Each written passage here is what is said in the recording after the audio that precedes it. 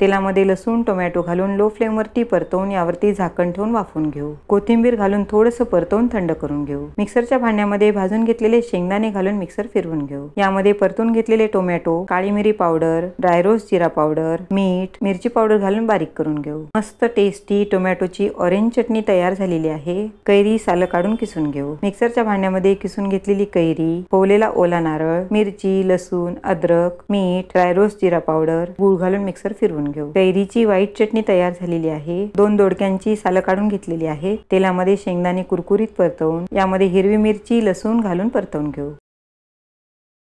जिरा आणि दोडक्याची साल घालून परतवून घेऊ।